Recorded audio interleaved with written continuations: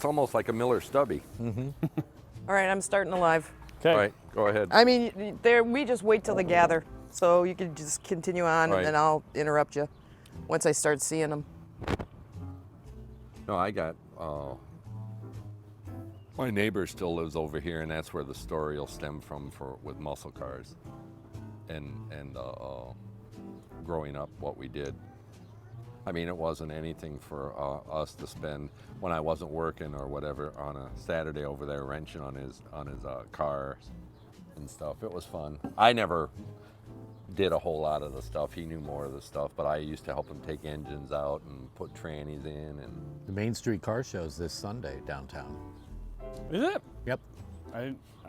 They contacted me about like months ago. Do you think it's reasonable to do? And I'm like, it's outdoors.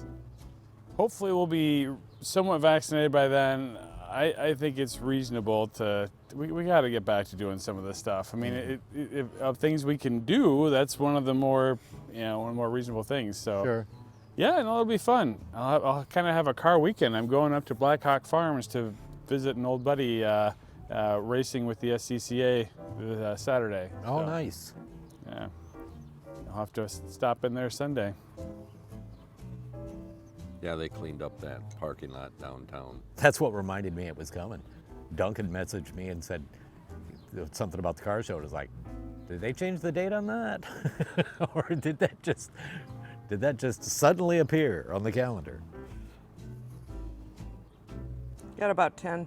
Oh, awesome. Nice. Up, Linda Sue Brown's with us. Hi, 10 people, 11 people. Mary Kreps Wright is watching. Brian Eade is with us. Hi, There guys. you No, go. Brian. Brian and I grew up together. Yeah, he's quite a character. Oh, yeah. Yep. I could tell you many stories. Yeah. He says, thank you for doing this, Dr. Kuhns. Tell him to get Tell him back. thanks for getting his vaccination. Did there he get you it? go. Thanks for getting your vaccination, Did Brian. Did he really? go, Brian. Good. That's good. Way to I'm go. glad. Hey, way to go. That's awesome. Yes, because I knew he didn't want That's to do it. awesome. Yeah. But for his daughter, he cares a lot about his daughter, so he got it for his daughter. Good job, Brian. Good, Oh, Brian. Mary Ann's with us. Marianne. Gutman. Oh, Doc. you're putting Stuart to. I Marianne, haven't heard from Stuart yet. Speak if you hear Stuart, like if we say something about Stuart and I say asshole, it's just the way we are together. But I was very nice to Stuart today. Were you nice to Yes, Stuart? I asked Stuart to go get gas, then we chit-chatted very nicely. Of course, he flipped me off when he left, so it was back to normal Well, within 5 minutes. John's with us. Wouldn't want to make you think things were weird or something. No. All right, we got about 16. I'm going to go ahead and start the stuff, and then we'll get Right. you guys going. Okay. All right. I was going to tell you, you could have brought your wife if she was, or wouldn't she be interested? Oh, she would be interested. We have a lot of car stories together. She Oh, was that my- would have been fun. She's my pit crew and all that sort of stuff. Well, I'll tell her to come down. It's not that far away. Yeah, that would be fun. If you got another chair, we can just put right there. All right. Was that all right, Lisa? You're ready to, yeah, you guys are on screen. You're ready No, but to go. I mean, his wife's going to come down. Do you think that she'll be picked up on his mic good enough? Probably. I've got another, we could do another one. So yeah, we're all good that way. Okay, good, because I just thought, I was going to say that to you the other day, Eric, and I'm sorry I didn't. Oh, Yep. No, we can facilitate that. Yep. Yeah. Hi, Jennifer. So, Pat Krepp says hi to all of us. Mary Hurley Schmitz says hello, and Jennifer is watching. Mary Hurley Schmitz, please tell me the name of your business. Quinn wants to know because he needs parts for his 71 Honda. Just talking about that today. So, Mary, We're Somebody getting it named done. Eric Kuhn said, I'm listening, so be careful which stories you tell. Someone's impersonating Dr. Kuhn's. I didn't know I had been hacked already. it was by Brian. Wow. Gee, imagine that. Oh, Brian hacking somebody. Well, he's got the background. Oh, I know he does. Figure out all sorts of stuff. We got some ambitious squirrels around here. Well, that's because they're waiting for me to, I put the nuts away. We feed them by hand. And the Ah. one that just came up to me comes up and he goes like this. Hi, So we Vicky. call him Zigzag. Mary says it's MX Gear. MX Gear. Okay. is the name of the business. Okay. All right. Because Quinn wanted to know because he needs some parts for their 71. As long as we're taking care of all sorts of things, I'll message that to Quinn right now. Okay. All right. So Linda says she heard. Apparently she was listening already. Only your wife. So come on over, Linda. We've got, She's not that far away. I get my poor wife into all sorts of car trouble, so she's had to come round up some people to lift us off of a cliffside, the front of the car, when it was one wheel off the off the cliff. Oh my gosh. MX or MS? X. MX. MX. MX gear. We've gotten So- the Jeep stuck at like 13,000 feet Good What evening, part Amanda. were we at? out in Colorado. Yeah, I was gonna ask you. It's Colorado. We went to a couple areas where you could take those Jeeps. We've never done it, but in some of the national parks they had. And I think one of the parks that you could take a Jeep on. It wasn't a national park. Was Custer State Park in South Dakota. Mm-hmm. You want to just Great kind of park. intro? You ever get a chance to go to that? That's a great park. For a state park, very well kept. You want to just kind of get going? You got a good Yeah. good crowd. Yeah, I was waiting for you to tell me. All right.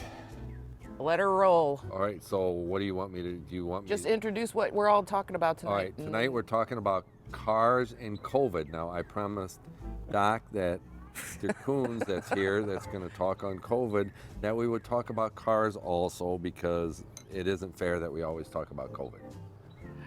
So and I preempted him when I was doing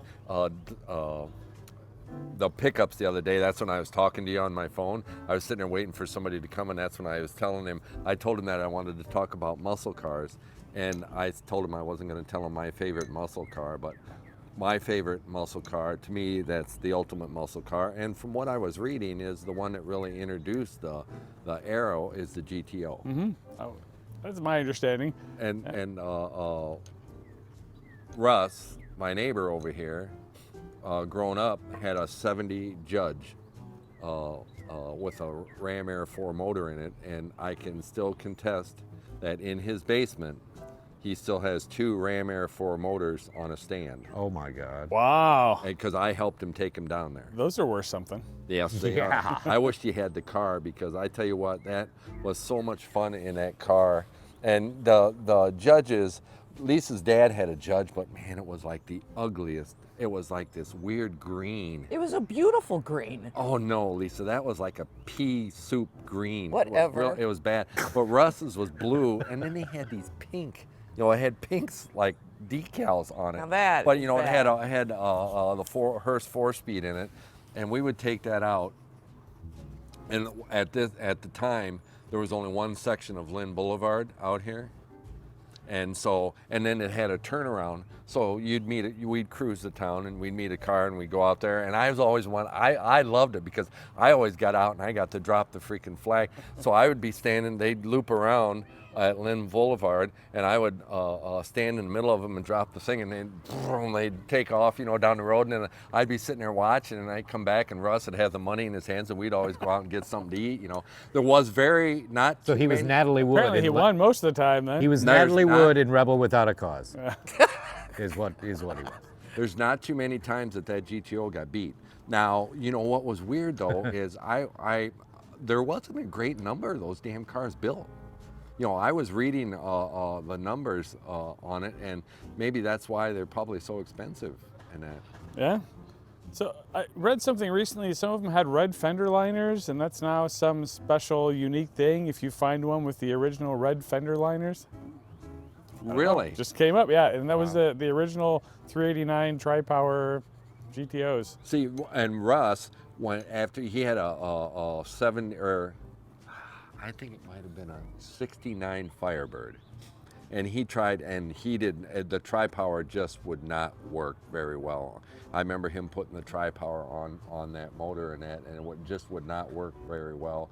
Never would run real smooth and that. But what I thought was weird though, when I was reading on it, I didn't realize like when they first were making those, they would come with a 3-speed. Manual 3-speed. And I'm thinking like, okay, I thought that It's was not a lot of gears. no, and that. But you know, those things from the factory, to me, that's what's to me makes them badass.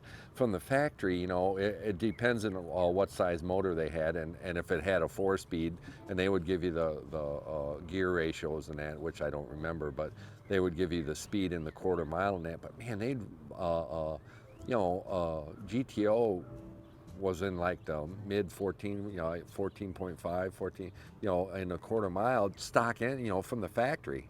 Back then, that was special. That was really, really hustling. Well, I think it was really good too, you know. But you know what outsold them though was the Chevelle.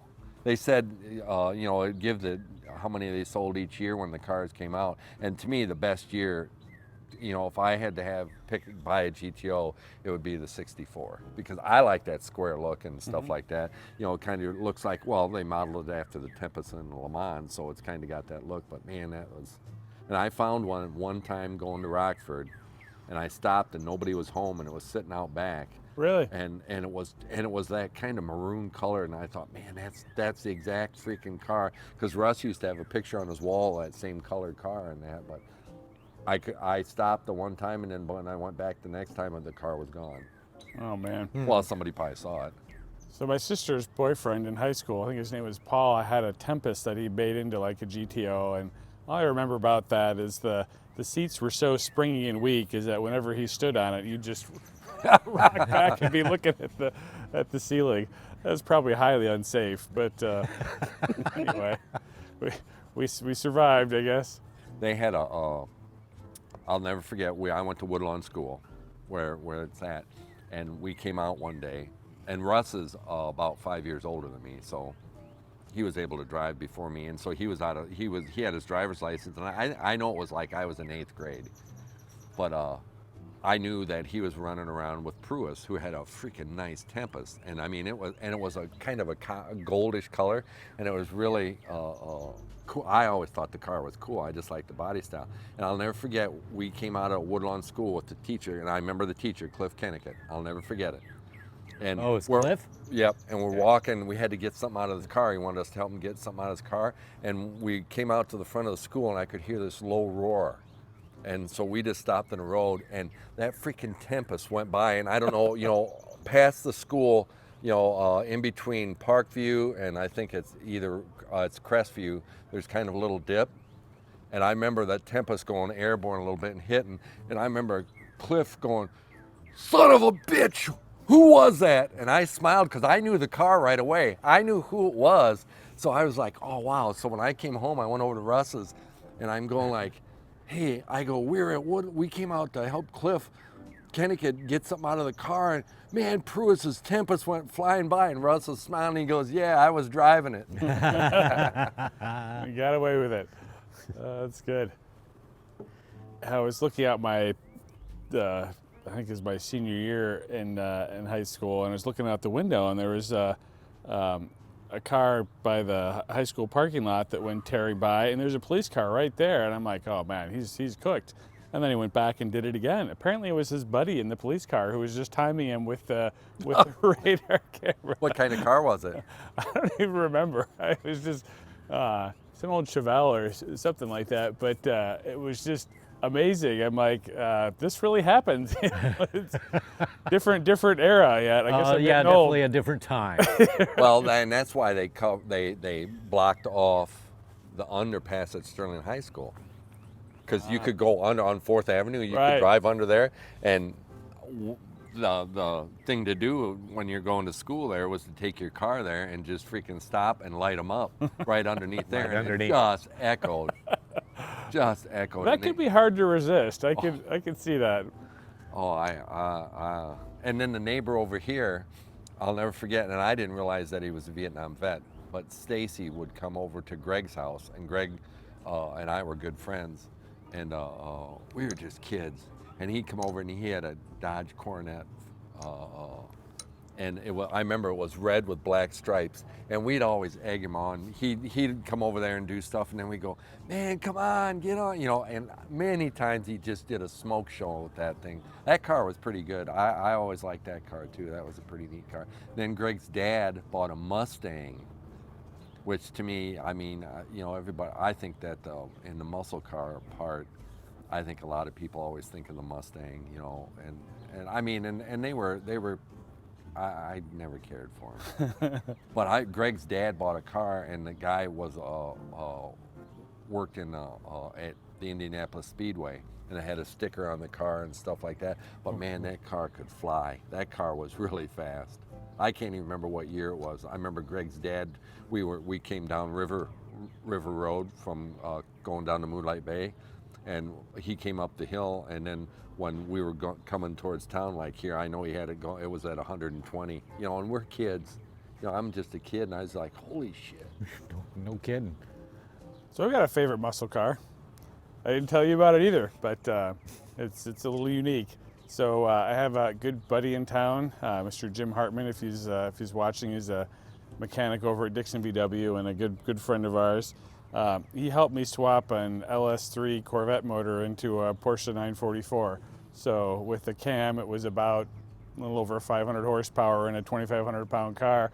So that was fun. And it took a little doing, but yeah, I definitely missed that car. We made it into a race car, and we spent a lot of time working with it, and it was fun. We actually placed second at NASA's national championships with that, and we were competing against a lot of people who showed up in semi-tractor trailer trucks, so we're pretty happy with that. But it still got pretty expensive to keep in tires and all that. So when we had kids go to college and bought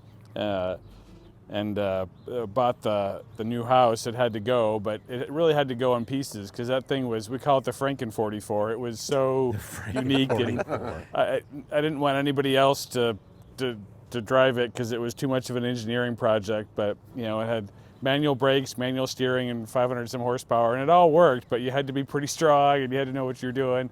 But it was fun. I took it to the high school, taught a day of high school science for Bernoulli's effect and how the wings worked in the race car and how we calculated the master cylinder sizes. I'm like, look guys, math is really important. You build race cars with it. Right. So that thing had to be pretty freaking light when he got it rocking. Yeah. I mean, would it just kind of sway a little? Well, it had it had a big wing and splitter and hood vent, and it had a lot of aero to keep it pretty planted, but yeah, it was pretty exciting. No ABS, no traction control, so it was a lot of fun. I took my sister out for a ride around Road America, which is a big road course up there, and she's more into natural stuff. She'll rock climb and do all that sort of stuff, but race cars are a little scary for her. And of course, while she was out, we blew up the transmission.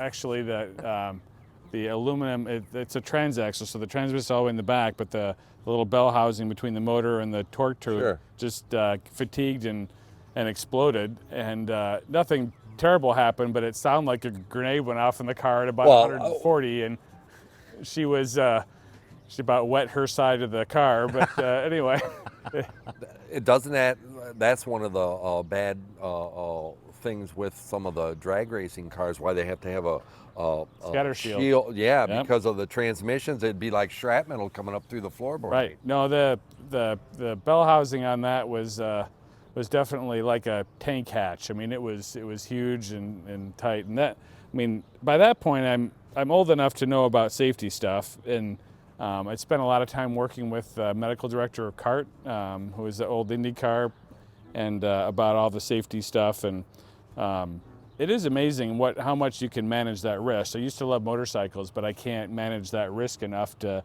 deal with kids. But race cars, you can do more. Although I will say that car made me a little nervous that I was pushing my limits there. I used to race 4-cylinder 944s, which were better. But that car was a good experience, but probably better something to put away before you hurt yourself. Hey, I got a comment for you guys.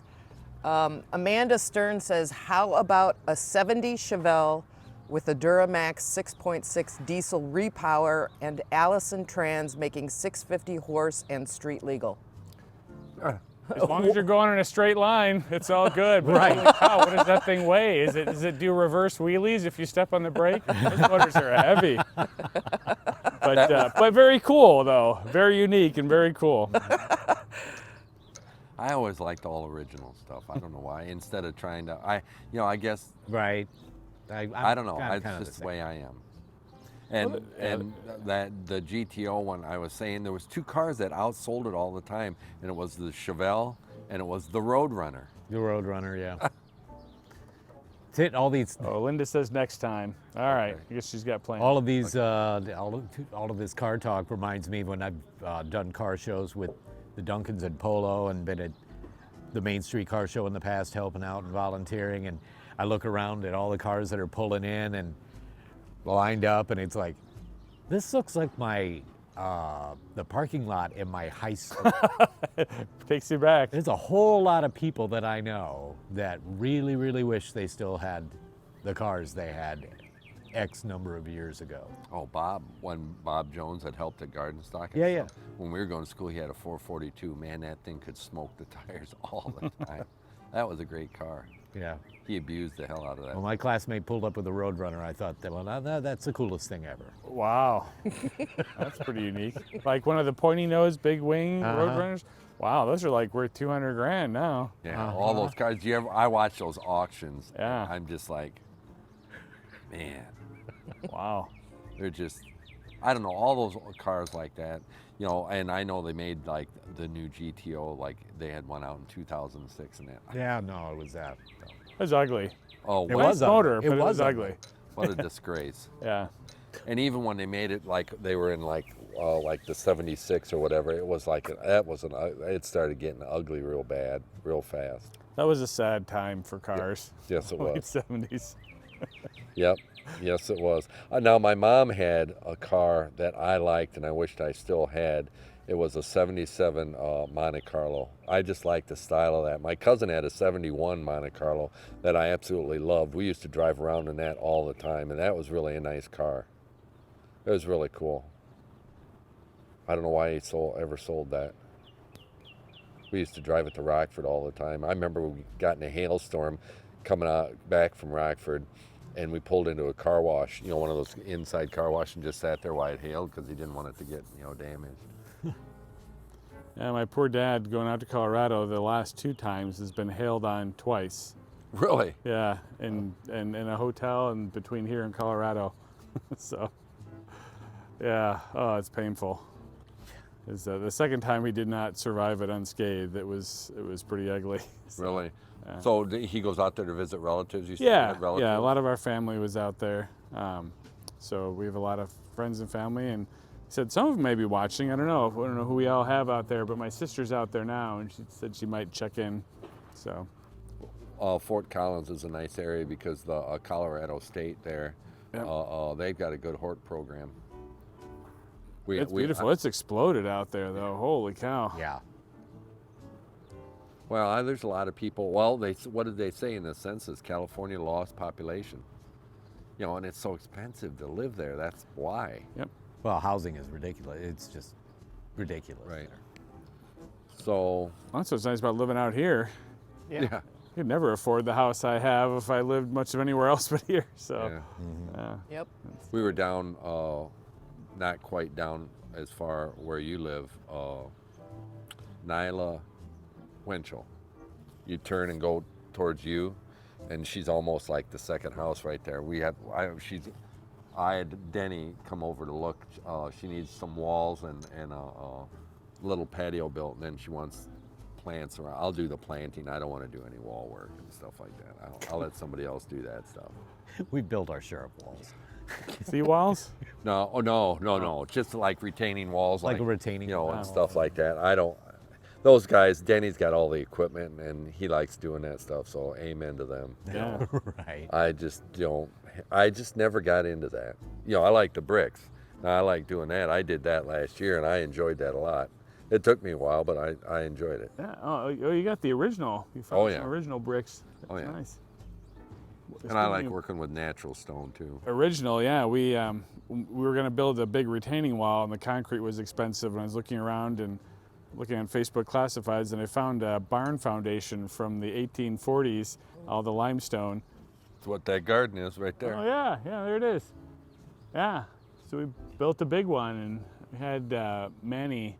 I don't know if you're familiar. Sure, with I him. know Manny. Yeah, he's like a ice sculptor with a chainsaw. You know, he would get his big circular saw out and just shave things off, and make it all fit. And so it looks dry stack, but it's actually mortared in. He did a nice job. So shout out to Manny. So turned out much nicer and a lot cheaper than concrete. So just a lot of work, because that was when, I don't know, I just couldn't find anybody to help. So it was just a lot of manual labor lifting several hundred big limestone blocks. And the ones I have are I don't know, they're just a lot bigger. I didn't get the sounds real nice. super big, but the other, and I don't know if they were able to drive down, like, to build it at your place, with the truck or with all the stone in it, or they had to wheel it down and stuff. That's what sometimes the people, you look at stuff, I'm going like, man, the labor is going to kill you to do this, because there's no way to get to your backyard without, except a wheelbarrow and a 2-wheel dolly. Well, we had a little fundraiser for the high school football team. Got a few of them out to help schlep some stone, so it worked out. I did the same thing when Quinn was playing football. I'm going like, you boys are nice and young. And I said, you guys want to work? Oh, man. And Eric, I can't tell you, I miss those kids a lot. I mean, Ryan and Josh and Mason and all those kids. I mean, they were our crew, for years. While Quinn was in school and that, and then even a little bit afterwards, and then they all, went their separate ways and stuff like that, and we lost them. So, they were good kids, nice and strong, strong backs. So, do you want to talk a little COVID? Yeah, I'm all warmed up now, so we're good. So, I guess the first thing that I was going to ask was, what's going on at the hospital? How's the hospital doing? So, pretty good. I mean, I checked last, we were down around 10. We'd been up around 20 some for a little while. And when it was really bad, we were up around 40. And that got pretty ugly, especially because at that time we were seeing just one nursing home after another just go down. And it was pretty awful. I've been including residency, been at this about 25 years. And that was about the worst thing I've seen. Good nurses that, couldn't keep up with things, and just kind of sitting down and crying in the hallway. And you just don't see that these days, and hopefully not again. So a lot better. And this wave was much more manageable, because it was mostly, it seemed like mostly younger people. Now, the really bad outcomes were particular tragedies. I mean, we lost someone who was 31, and we had 32 and 41-year-olds on the ventilator. So those are really hard, but at least in terms of volume, we didn't feel stressed. I mean, we coped through all of that, but there were times where we were getting pretty close to pulling out all the contingencies we had to make that work. So we're definitely doing better, and it's very different in who we're seeing on average. Beyond age? Mostly we're seeing younger people, and I mean we haven't had anybody, 0 people who are vaccinated end up in our ICU for COVID, and we've only had a couple that have ended up in the hospital at all. And Dr. Reeder, one of my partners, talks about one of the cases where they came in and they found out they had COVID, but they never had to bump their oxygen, and they were fully vaccinated and they were in the hospital. But when you're 97 and then you stay on the same oxygen you've already been on, I would definitely call that a win. Mm-hmm. So overall, we're managing pretty well. We're very, good at the whole process now. So, we're not feeling that level of stress we had before. So that much is good. And if we need to transfer somebody, we can. Because there was a while there where we were just, there was nowhere to go. So we just did the best. And we have pretty capable people, but there are times that it got really, really tough. I mean, I remember being on the phone with. And it wasn't only for COVID, it was for other stuff too, because they were just so full. There was a patient who needed an emergent surgery for a problem with their aorta, and I was calling up to the University of Wisconsin, and I talked to the surgeon, and the surgeon's like, yep, they need to come and I can do it. And also on the phone was the ICU intensivist, and he's like, the ICU intensivist said, Bob, it sounds appropriate, but I can't help you out. If you're going to take them on, you got to do this on your own. The surgeon. In other words, the surgeon's got to handle everything. Usually you work with the intensivist, and the intensivist is on the phone saying, I've got 5 new COVID people, that are still waiting for me.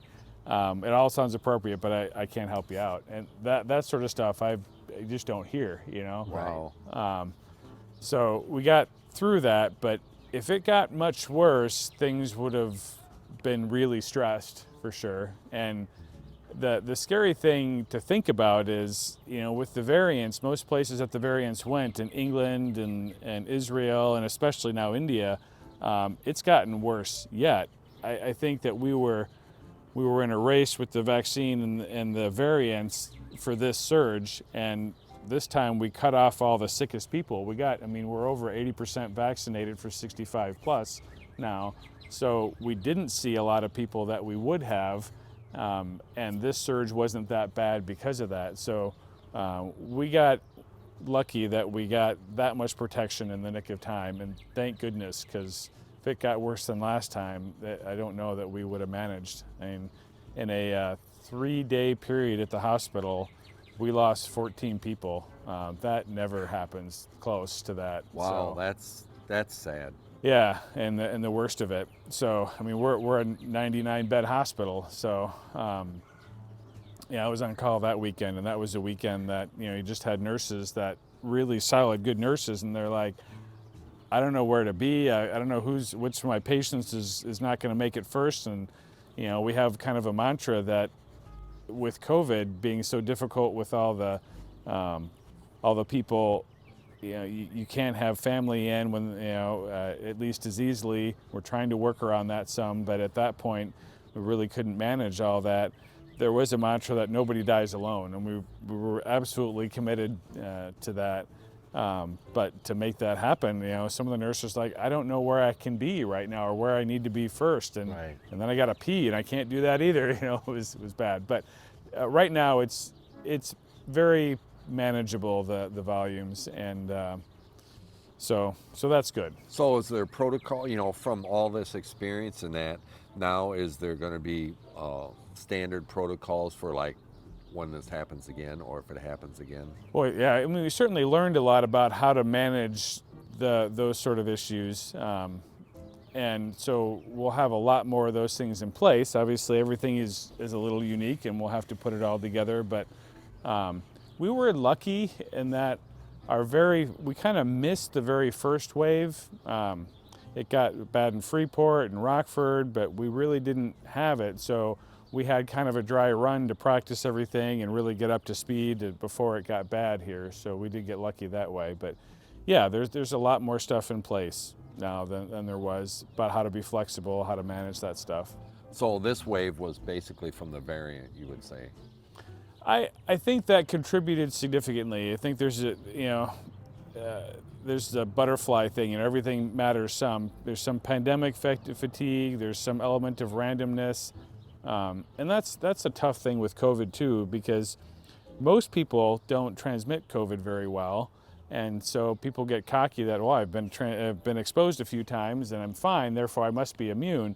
But about 30% of people transmit COVID really well. So it's kind of a luck of the draw of who you run into. Someone who's, I don't know if they're just loud or if they aerosolize well or what, but that's why bigger crowds are an exponentially bigger risk, because it's not just if someone with COVID is there, it's if you have a super spreader there. And if you have it, then everybody there is in trouble. But if you don't have it, then nobody there. So the more people you add in, the more you're playing that Russian roulette that you're going to have that person.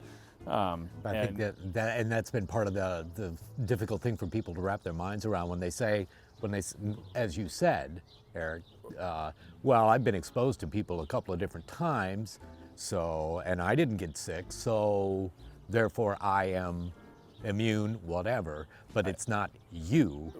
It's that, right. No, that's a good way to put it, because I hear it all the time from people who do come in sick. How did this happen? I've been, I was sure I was immune, and I've been pretty careful, or, I'm a healthy person, and how did this happen to me? Well, your risk just came up.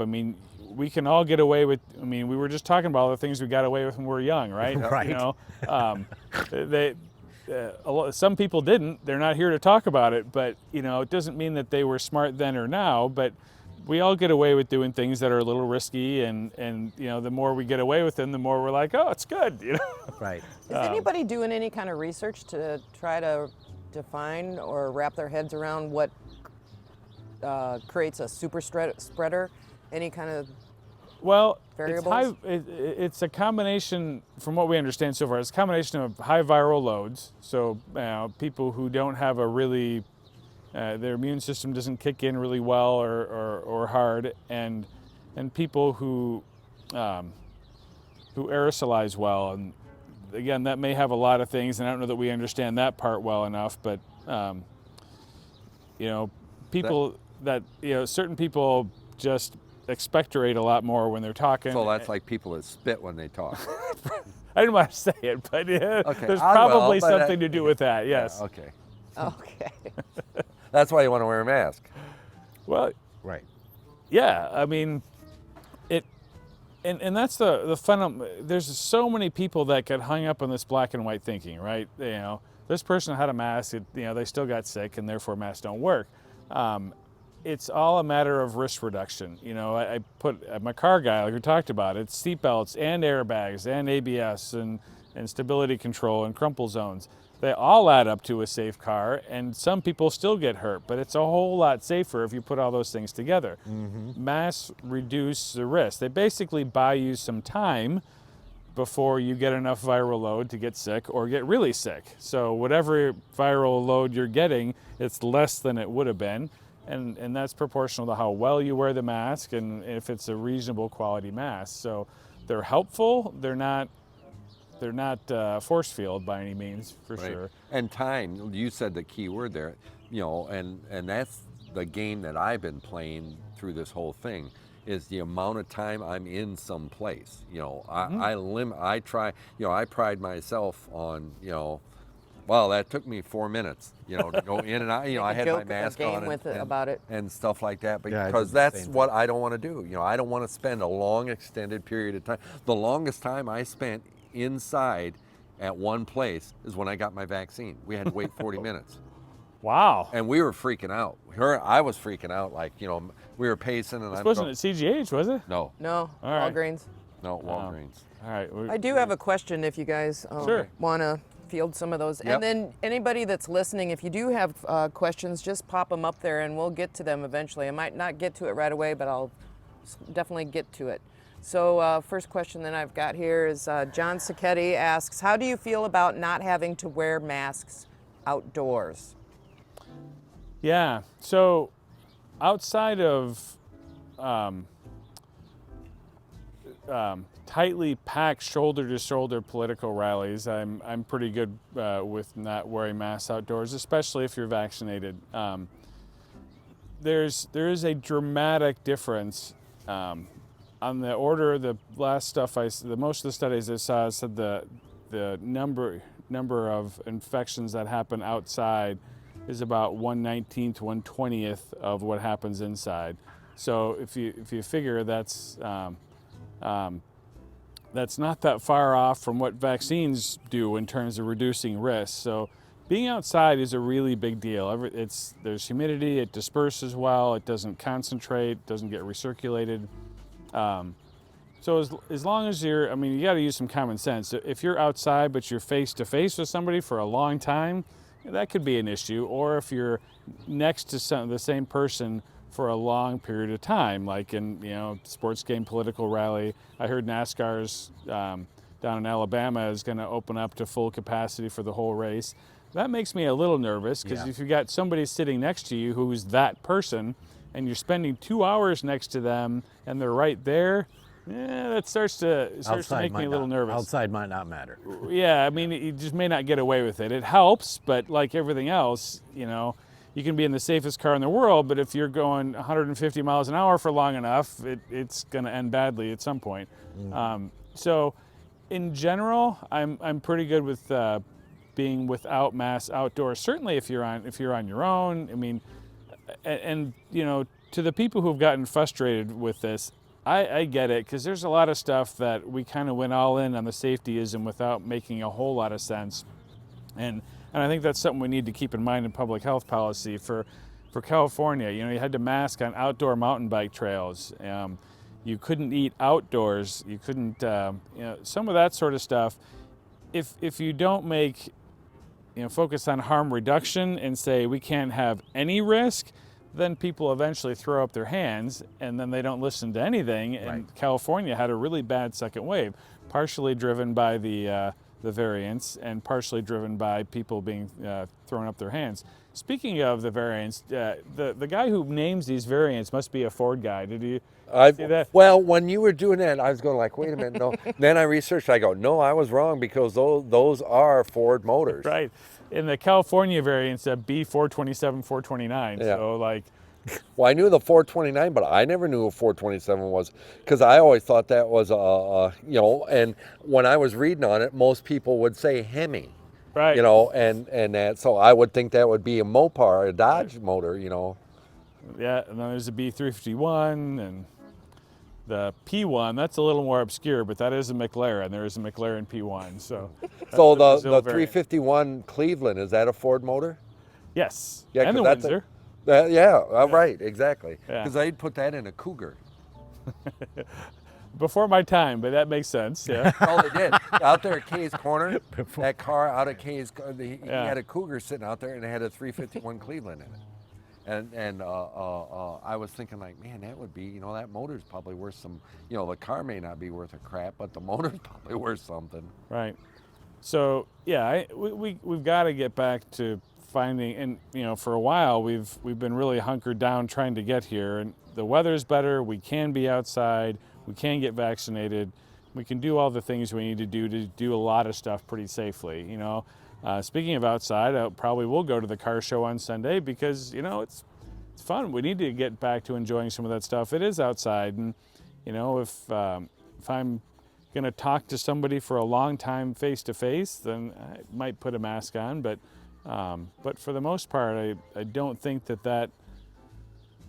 that's, you know, it's a judgment call. If I was a cancer patient and immune compromised, you bet I'd be wearing a mask outside there. But you know, for your average person who's been vaccinated, you know, I think that risk is pretty low. So this is a question from me.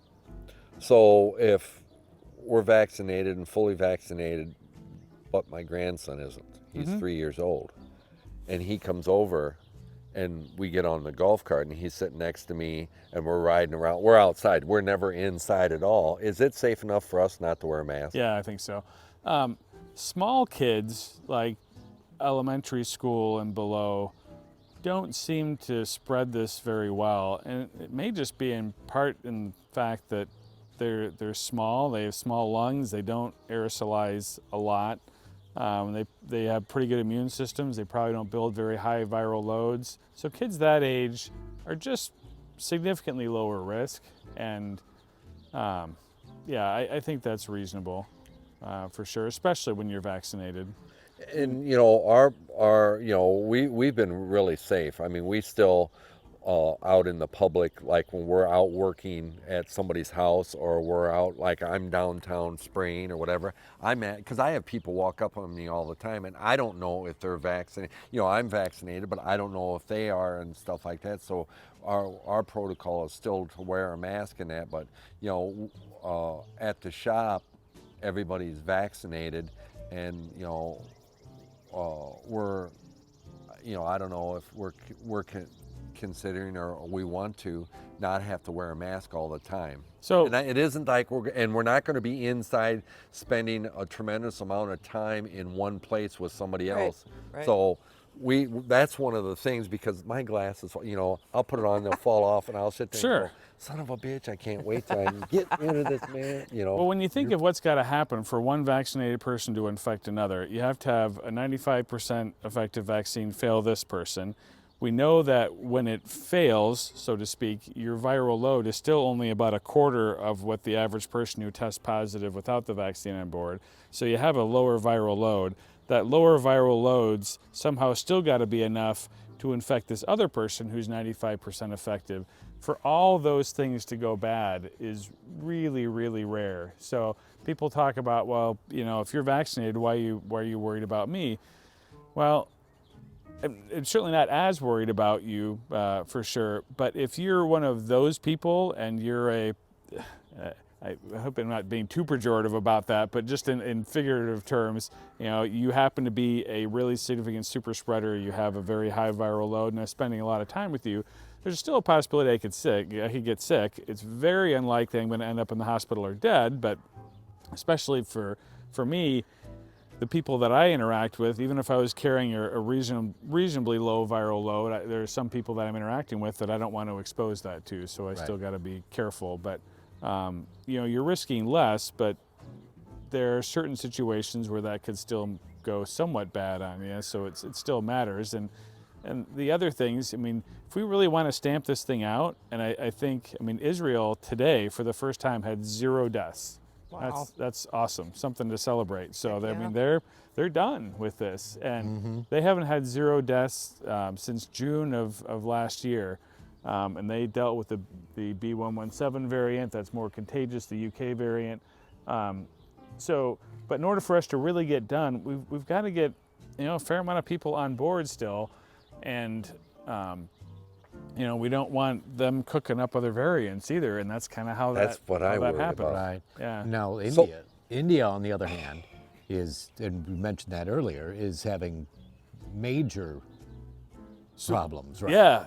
I think, Super. and I just read, no travel from Yep. India to the United States as of today. That makes sense to me. Now, Oh, some yeah. of that. Now, some of that is a result of, and by that I mean India's and other countries around the world is a patent problem. Is you know, the pharmaceutical protecting their Yep. Yeah. patent. Yep.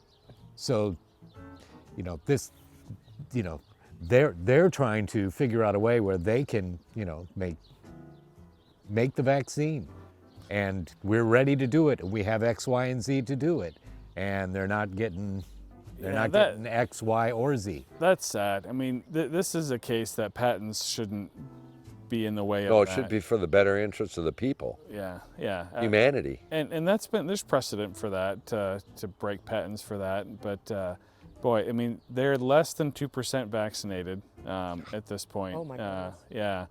And they declared victory, Modi, their president, declared victory over COVID in November because they had done really well. They'd locked down pretty well. They're a fairly young population. They really did well. So they're like, we're good, you know, this, and they declared it over. So they had the big religious festival where millions of people got together, and that illustrates just how explosive COVID can be if you're really letting loose. I mean, if you take too many risks like that, it can very much bite, because India, I mean, if you listen to some of the people who actually come from India, and there was a podcast from Stanford on that they had a Zoom meeting from some of the doctors over in India. It's an awful disaster over there. I mean, they way run out of tests, so they figure that all the official numbers, which are like 380 some thousand, is at least by a factor of 3. And then you have in India, you know, we have a fair amount of wealth disparity here, but India makes that seem, I mean, the average homeless person here has got it pretty good versus the people in the slums of India. And those people, they're just dying in the streets, and they don't have anywhere to go. Dying in the parking lots. No, I I mean, there's no accounting for that. There's no testing for them. They just, yeah. So, but it's a kind of a cautionary lesson. You put a whole lot of big group meetings together, and you know, the religious thing was all on the banks of the river, so it's outdoors, but you look at the videos, those people were packed in there. Yeah. Then you put variants together with that, and it is explosive. I mean, if you look at their curve, they went from, you know, a few thousand to 380,000 in just a few weeks. I mean, it wasn't a month. Oh, jeez.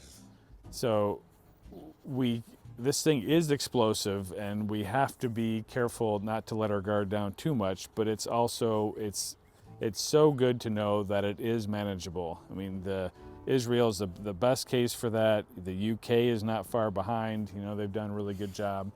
But what's the likelihood that they're going to spin up a new variant with that level of uncontrolled, you know, over in India? Oh, it's happening. And then how is that going to impact the vaccines, you know, that we have currently? And is the pharmaceutical industry already trying to anticipate, since there's not a fair amount of coverage, fair as an equitable amount of coverage globally, are they already making plans for that? Oh yeah. I mean, COVID doesn't have a huge genome, so there's, unlike influenza, it's about I think a third of the size or so. So the number of combinations is less, and we're starting to see the same mutations come up, you know, in different variants. So hopefully we've found most of the worst possibilities, but there's always, you know, you can mix and match different mutations, and that could cause trouble.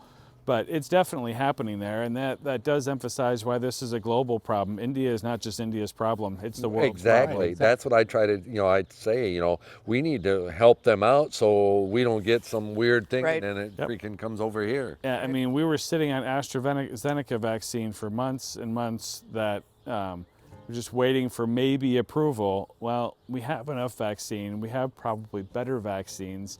We shouldn't be sitting on this anymore. I mean, we finally started to ship some out, but I think we're being a little overly greedy, not only in the sense of kind of helping out the world, but again, it's in our self-interest to address these issues because these things will come home. I mean, I looked in the IDPA website this morning, kind of in preparation for this.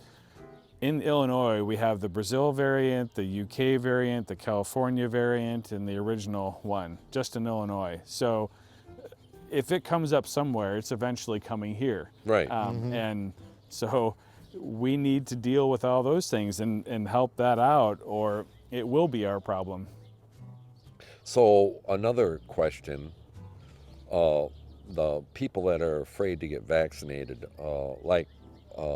one of the questions that was asked to us was if you've been through your life been very allergic to other things like codeine and other shots like that and have had reactions and stuff and you're afraid about getting this shot, I mean, Yeah. So there are a lot of very reasonable reasons to have concern and for people to be concerned, especially with what's out there. I don't fault people at all for having concerns. My message is go find somebody reliable to talk to them about because most of this stuff can be worked around. So the allergic reactions. One important thing is allergic reactions are almost always manageable. All right, if you're concerned and you know you're in that situation, have your vaccination at the hospital. that's what I Tell them that you want to stay for an extra 15 minutes. If you have an allergic reaction, we can manage it, we can deal with it, and it's not going to be a big issue. If you have that sort of immune system that's on edge and a little prone to malfunctioning, you really don't want COVID either. Because I mean, that's always the thing you have to keep in mind. If I'm not going to do this, what risk am I taking? And we need to put the amount of allergies in perspective. You know, a shot of penicillin has about 20 to 40 people per million that they have an anaphylactic reaction where they require medical intervention and that sort of stuff. With the vaccines, it's about 4.5 per million. So if you were septic and really sick, and if I was that person, I'd ask this question. I mean, if you came in and you were sick and septic and you had to have a shot of penicillin, you'd say, yeah, give it to me and we'll manage whatever comes. Right. You have about a quarter of the risk or less from the vaccines.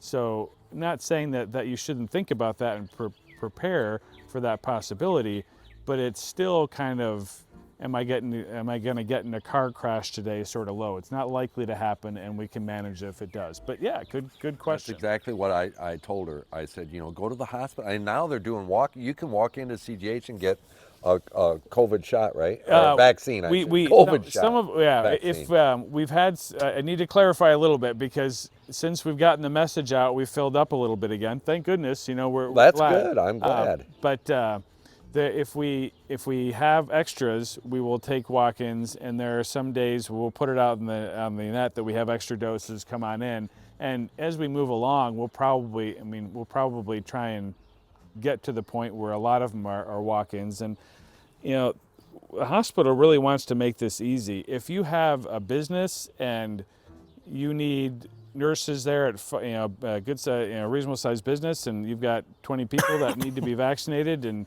you need it to happen at 5 o'clock in the morning, we'll find a way to make that happen. We'll get nurses out there and find a way to make that happen, because when it comes to getting this thing done as an effectiveness, there's vaccines and there's everything else. And I know people get frustrated that it's all about the vaccines, but it's really the most effective thing by a large margin. And the state of Washington did 2 months of data for breakthroughs.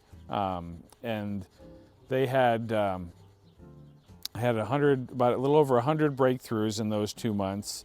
They had like 18 hospitalizations and 2 deaths among people who were fully vaccinated. So it happens. I mean, for the people again who are black and white, it's not 100%. And people are like, well, look, they got it. Well, don't be stupid on me. Yes, 95% is not 100%. Exactly. You're it's right. going to happen some of the time. But if you look at the numbers of people in that same time, there was about 2 million people vaccinated out of 7 some million. And those people had 100 breakthroughs, 18 hospitalized, 2 dead. And in the non-vaccinated 7 million, they had 50,000 people get infected, and 900 died during that time. So, I mean, it's not close. It happens, but it's not close.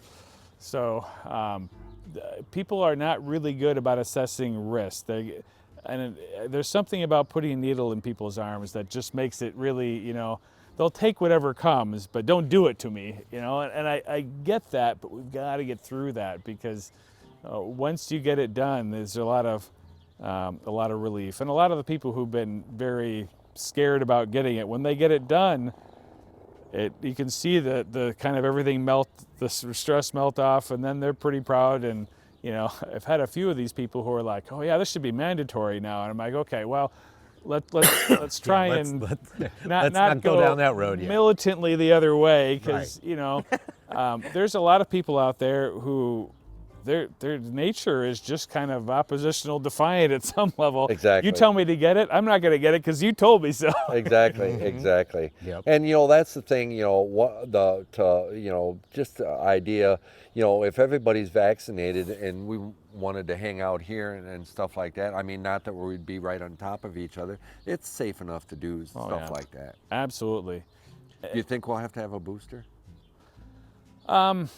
Probably at some point, and I don't think it'll be like the flu shot, because it seems to the immunity seems to be lasting much better than the flu shot. So it won't be like last year's shot is worthless, but it'll be like driving a 10-year-old car around that doesn't have the latest safety equipment. It's decent, but it's not as good. So I think there will come a time where we'll have a booster to cover some new variants and get it better. I very much could be wrong, but I don't think it's going to be an every year sort of thing, because it's very different than influenza. Influenza's real strength is this shape-shifting thing where it's always changing its surface proteins. COVID doesn't do that. COVID's real genius strength is suppressing your immune system, so you walk around blissfully unaware, infecting everybody before you get sick. That's where it's, and Moderna is already developing a combination flu COVID booster. So when you go in for your flu shot, you'll get that COVID booster, and that seems like a smart way to deal with that. So I suspect we'll get one. I don't think we'll get them all the time, but that's just me spitballing, based on what seems reasonable. So I'm, interested with you talking about viral load and getting infected, and probably that's what happened with a person that I knew, that she worked with her sister, and her sister had COVID, but she never got it.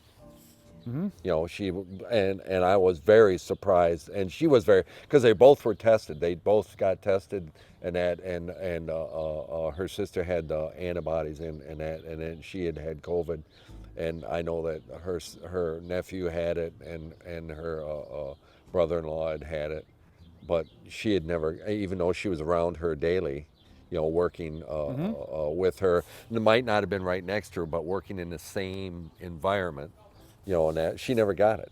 Yep. It's a really amazing thing just how different that is from person to person with COVID especially. And maybe it happens more with other viruses and we just aren't as conscious or aware, but it does seem to be particularly so with COVID. And again, it breeds a lot of this, none of this makes sense, so I'm just going to ignore everything. And I get where that impulse comes from. I mean, it seems to be rational that, you know, I would have had it by now, sort of thing. I mean, when I got COVID, you know, a couple of interesting things with that. The first day, my symptoms were so mild. I was driving the Cayman in, just, you know, coming up to the hospital. I'm like, you know, I just don't feel right, and it's probably nothing, but I know better. You know, I shouldn't do this. So I pulled over, called Dr. Reeder and said, hey, can you run down my patients? I should get tested. Probably wasting a day in clinic, but sure enough, I mean, any other year I would have been like, it's no big deal, I'll just push through it, you know? Sure. And a lot of people are like, I'm just gonna be the tough guy and push through it. And with this thing, that's bad news. You know? And we've had some of our people call in and said, I don't feel, I go, that's fine. I got no problem. You know, it's not going to upset me that you don't come in, or you know, I don't feel good, you know, and stuff like that. You know, It does go against the grain though, and I'm one of those people. I'm sitting right here. you know, and there's people that have to go to work. You know, that and they're in factories with hundreds of other people, and that. You know, yeah, we aren't meat packers, so we're doing okay. But I felt, you know, and I knew what it was. It was allergies, and it was this time of year. Actually, this year has gone better, and I think this is probably one of the reasons. But Maybe. I'm serious. Yeah. But you know, I just don't feel right, and it's how I've felt during this time of year, pretty much every year for a long, long time. But I'm not going to come in today. It's just hard to decode how you're feeling and what you're feeling. Right. It's hard also not to be paranoid. And, you know, Right. Yeah. How do you find the balance? It's, You know, I got a cough. Oh my God, I got COVID. You know, I was talking to my Joe. You know, Joe goes. He wakes up in the morning and he has a headache and kind of felt a little tired. Do I got COVID? You know. Yeah.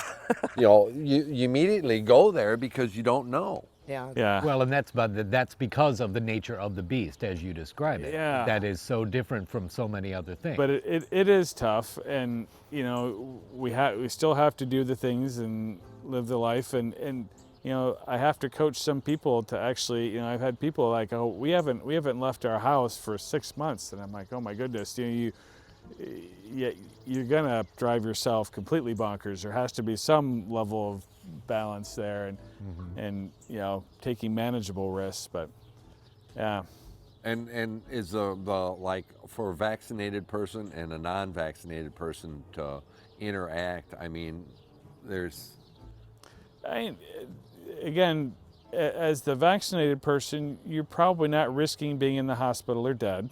You're risking a more mild infection, possibility of spreading it at a low level, but we know that people who are vaccinated spread it about at a 89% per the Israel data, less than people who are who have it who are not vaccinated. So all those risks are lower, and you know, it's a judgment call. I mean, if we're in a rush somewhere, we speed, we take risks, you know, and so, but you know, for the person who's probably the best protected on that, if it's a one-on-one thing, is the non-vaccinated person, you know, because they're only in the presence of somebody who's very unlikely to have it and very unlikely to spread it.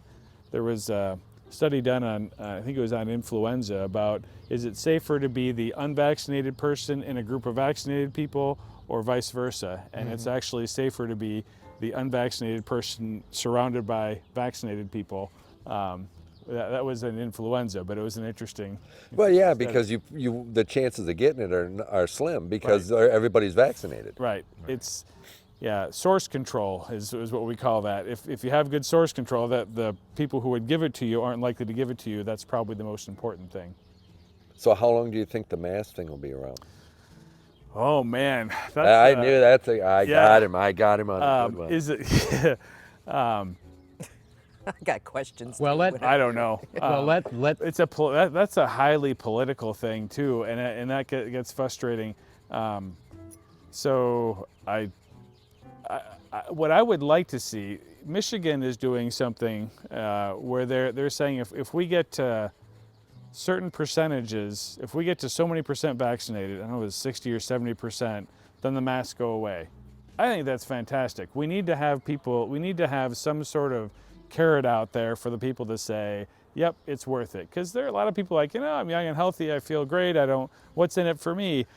And, I would like to think that people would think larger than that, but I get that, and there's a certain group of people that the only way we're going to convince them is to give them something to look forward to, and I think as a public health measure we need to do a better job of that. So I'm hopeful that those things come around, and I hope Michigan in that way sets a precedent because I don't know. I mean, I would, medically speaking, if we're like Israel, I think it'd be reasonable by July or whatever to not have mandates, all right, versus, if we keep at this level of vaccination, to not have mandates and just do it on an individual basis. But anyway, that's me spitballing. So we got questions. Yes, we have questions. Thank you. You dodged that one.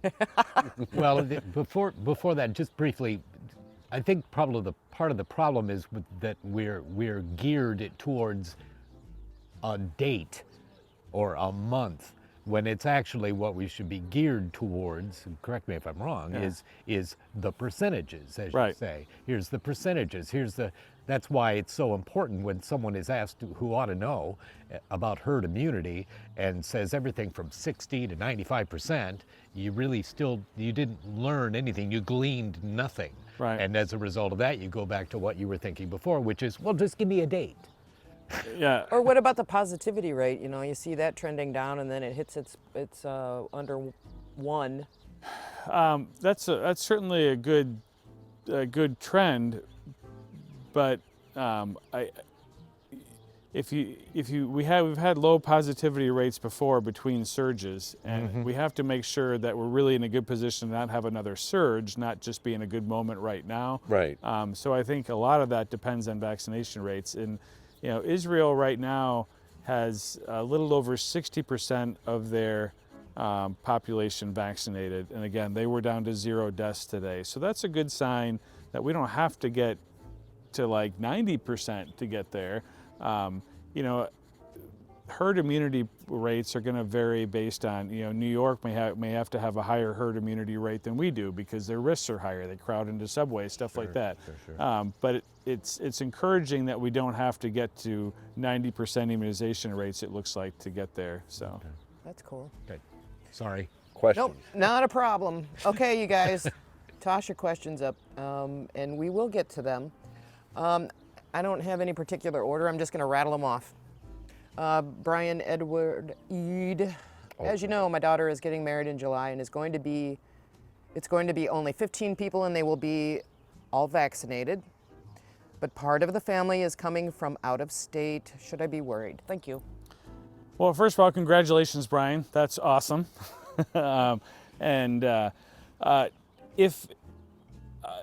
Once you're vaccinated, all the risks, especially in a group that small, are so low that I don't think you have to worry about that much. Cool. All right, we're just going to keep on moving So little on. B's going to get married. Yep. All right, Kay Fisher asks, does chlorine in swimming pools kill the COVID virus? Well, I think it would be hard to get COVID from water, especially an outdoor pool itself. One of the things that we've learned that's been handy is COVID does not spread really well by touching things. It's possible, but in the beginning, we had all this hygiene stuff, and we're still into the hygiene theater stuff, but really the vast majority of it is in the air. So could you get it in an enclosed swimming pool area? Yeah, that's possible, but you're not going to get it from people who were in there, half an hour ago and left it in the pool. You're going to get it from, people yelling and screaming next to you in the pool. In the pool, yeah. Yeah. But chlorine does nothing to destroy the virus. Well, correct? Or is it hard chlorine's to- like a form of bleach, so it should. I don't know what concentrations pool has and if that's Okay. quite enough, but again, it's more the aerosolized stuff that you get deep down in, and so I wouldn't worry about the water, I'd worry about the people. Cool. All right. Debbie Schumann, she asks, what is your opinion on the vaccine passports? Should people have to prove that they have been vaccinated to attend events or shop and dine in without a mask? Well, you're just getting all the questions. Yeah, no, you guys are yeah. pushing hard. Yeah, 'Cause yeah. There's a political aspect to this too. On one hand, I'm like, geez, when I went to Tanzania a few years ago, I had to have my yellow card with my yellow fever vaccination or I didn't get into the country. And so Right. I did it, and I wrote on it. So on one hand, it seems like, geez, it shouldn't be that big a deal. But then you talk about electronic stuff and people will get, leery about my data, and there's a lot of mistrust of government, and I really get leery when we start to mix government with science, because just the mistrust factor, if nothing else, goes up, and at least in some cases maybe some legitimacy. So do I think it's reasonable to have events that are only for vaccinated people in private places? Yeah, I mean, if I'm going somewhere, I'm going to feel a whole lot better about it if I know the vast majority of people there are vaccinated, and I think that in a private setting that's reasonable. Do I think that it's a whole step above to say you should have a government issued and mandated vaccine passport, and we're going to ask you for your papers at, certain places. That I get a little uncomfortable with, but I guess that's... I've got no problem with, a private business determining how they want to operate. I think that there should be really no issue with that. But when you're talking about a government overreach or intervention or, dictating what's going on, that is problematic. Yeah, that gets a whole lot stickier for sure. So that's messy. Yeah. Yeah.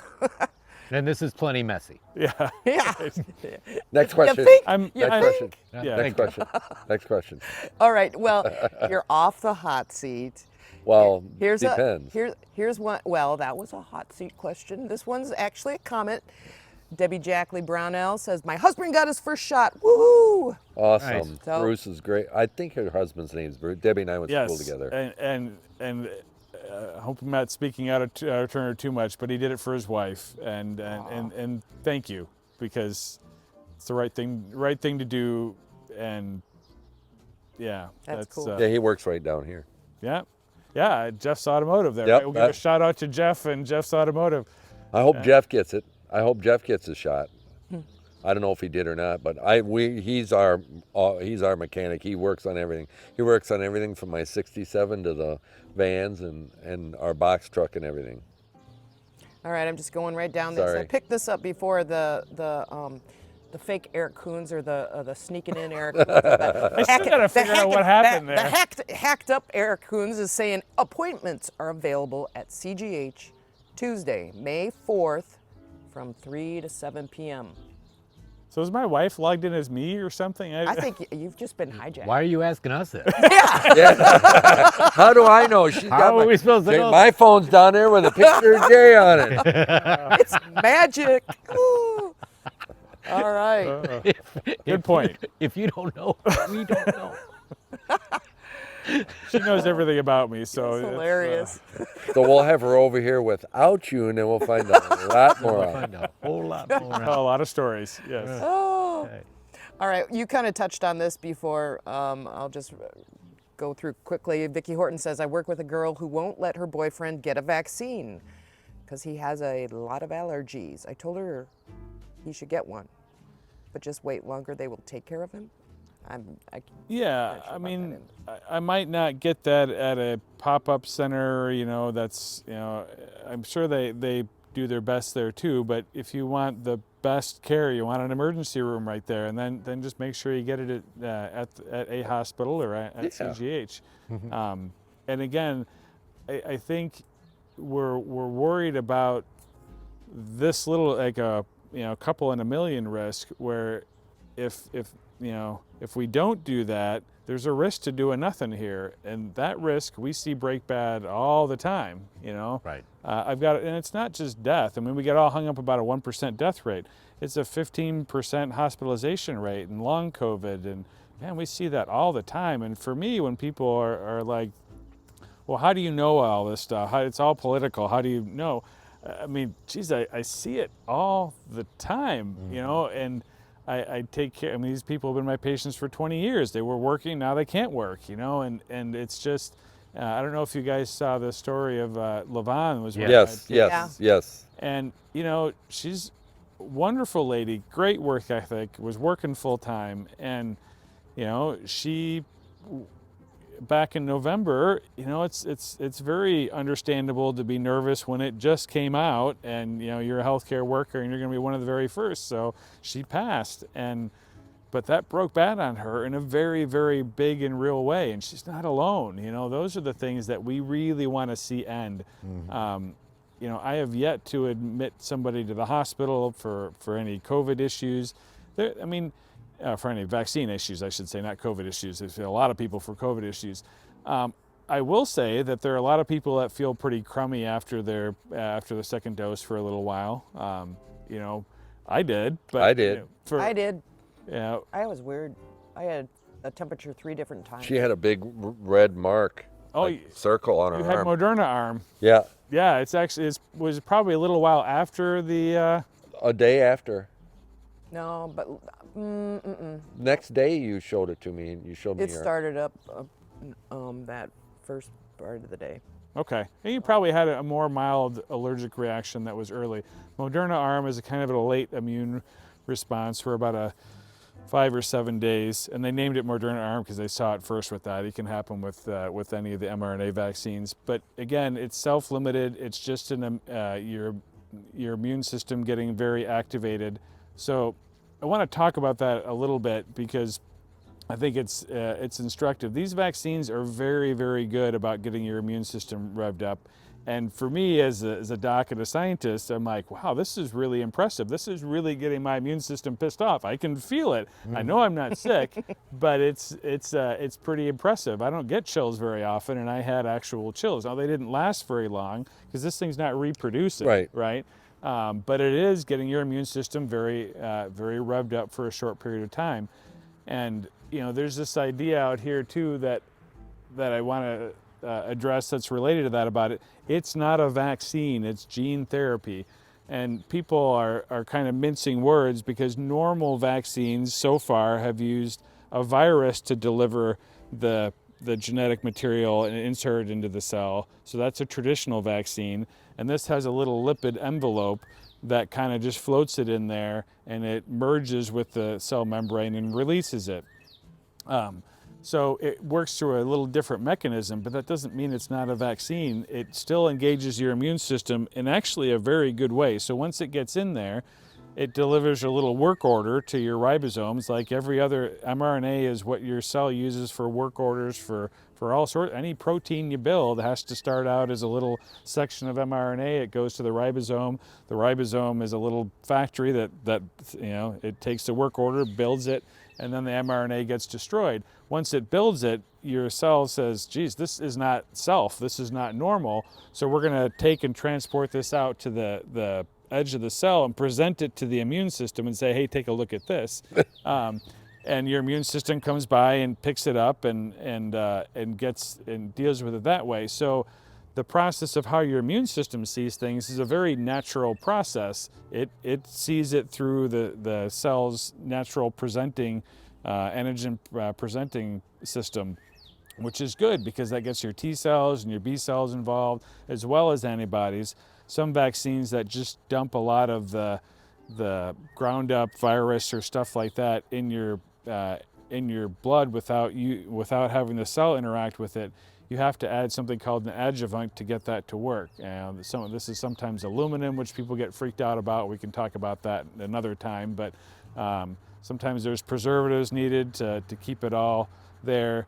The mRNA vaccines have 10 ingredients. There's sugars, lipids, and a little mRNA. I mean, it's really pretty elegant, and it uses a system that we normally use all the time that has a very good, I mean, mRNA is disposed of all the time, and that's one of the reasons why there's really no mechanism for this to break bad later, because none of this sticks around. I mean, you wouldn't blame your penicillin shot a year ago on what happened now. Right. The risk is front loaded, and there were a lot of things to be legitimately concerned about. Is this going to cause autoimmune reactions? Is this going to trigger, because it does really piss off your immune system? But the answer is very clearly no. People said it's only been out six months, we can't know enough. But when we now have 200 and some million doses given in the US. It took, for other vaccines, it would take 10 years to get that many doses out there and go through that first critical 6 weeks. That's when things go bad. Now, if they go bad then, yes, maybe there could be permanent damage that happens, but we would know within the first 6 weeks. So now that we have all this data from the first 6 weeks, we know a lot more than we knew about other vaccines in much more time, because things like the HPV vaccine, we didn't roll out to the entire country at once. Right. So that's why I'm very reassured that we have good data. And actually, 6 months data is now enough to apply for full use authorization, and Pfizer and Moderna are gathering that, so it won't be under emergency use in the not too distant future. They've got to submit it, and then they've got to go through all their normal regulatory red tape that happens with normal approvals, so it'll be a couple of months. But they have the data, enough data to submit for full use authorization now, which is nice. Awesome. So yeah, that was a lot of stuff, but that's some of the things that we see that I understand people are concerned about. And let me deal with one other one, because it comes up a lot, is the whole infertility thing. And I don't know if you guys heard about the school down in Florida, that it was a private school, and the person who ran the school is some kind of a rabid, I gotta say it, an anti-vax person, and they wouldn't allow the teachers who had been vaccinated to come into school because they couldn't be around girls, because they would shed spike proteins from their pores, and this would make the girls infertile or mess with their menstrual cycles. That's what I heard. Somebody exactly talked about it, messing with menstrual cycle. Right. So I'll get back to that in a moment, but the whole infertility thing, there was a reason that came about, and it was a reasonable concern in the beginning. There's a little placental protein called syncytin that shares a little segment of its surface proteins with the spike protein. So there's a theoretical possibility that if you make an antibody to a spike protein, that same antibody could come along and see this syncytin as something similar and bind onto that and cause an immune reaction to that. So that was a legitimate and reasonable thing to look out for, but you know, we have the smartest people in the world working on this. They're not unaware of that, so that was tested. It in fact did not bind. And in the trials, there were, even though you weren't supposed to get pregnant, a fair amount of people did, and it was equal in the two groups, both with Pfizer and Moderna. And if spike proteins make you infertile, then COVID would make you infertile, because COVID has spike proteins on it too, and we haven't seen any of that. So the whole infertility thing is definitely not there. As far as affecting your menstrual cycles, is that possible in the moment? It is theoretically possible that if you have someone's immune system worked up and they get fevers and they feel down for a day, that'll screw up their cycle that month. That's possible. We don't know how often that happens exactly, but what's clearly not happening is long-term issues with infertility or that sort of stuff. So there's a grain of truth there, but it's really not significant. They hear one thing and it explodes into something else. Right. I was going to ask you, what is your, and this has nothing to do, I guess, with the vaccine or whatever. What's your opinion of Michael Osterholm? Do you listen to Michael? Yeah. I think he's good. I think he's hard-nosed and practical, and tells it like it is, and he's a good person to follow if you want good, up-to-date, reasonable information. I'm glad he's getting some official recognition now. We listen to him all the time. Yeah. Yeah, he's been.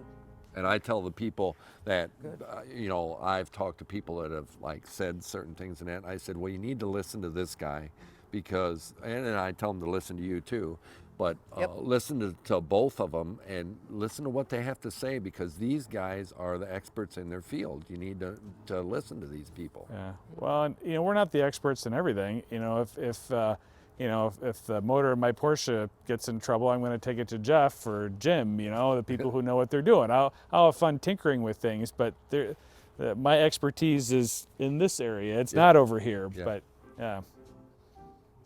I have more questions if you're. Oh, good. You want? I got to good. get a jacket. Oh, good. Okay, you go get a jacket. Would you like another? I would, actually. That was good. Those are pretty good, aren't they? Yeah, and, Oh, and this to is all almost my seeming family like an out in Fort intermission. Collins, this is good stuff. So you should go look it up in Fort Collins. Did you Big read wave. on it where it said that it was brewed in Fort Collins for the brewery in Hawaii? Oh, okay. Well, Fort Collins is a good place. Yep. Aha. Linda posted, she said, yes, I was too lazy to log him off the computer. Okay, now we know. There you mystery go. Solved. Mystery solved. Yes, it is. Oh, that's funny. It worked. It's like magic. All right. Are you ready for a few more? Yeah, I'm ready All for right. another one. Okay. Lynn Van Paris has a question. Do you Yeah, I think thought that was our pretty good. avoidance of the flu over the last year, thanks to the masks, will make us more or less likely to have a general flu spike come fall? Yeah, very good question. First, let's talk about why the flu didn't happen, because that's been thrown into conspiracies too about, oh, we're not counting, flu, we're counting COVID. Every person who came into the hospital was tested for flu, COVID, and RSV through a swab because we wanted to know where, who to keep away from who. And we saw zero flu. There was one pediatric death from influenza in the entire nation this year versus usually it's a few hundred. And that happened not only from masks, but flu is a lot easier to control. There's a percentage of people who have some immunity from year to year. They've seen it before, and some of that carries over. There's, the flu shot, though it's only about a 50% reduction, helps some, and we had a few more people do that this year because they were worried about a twin-demic, and so that helped. And the social distancing, closing schools probably helped that a lot because a lot of flu transmission happens in schools.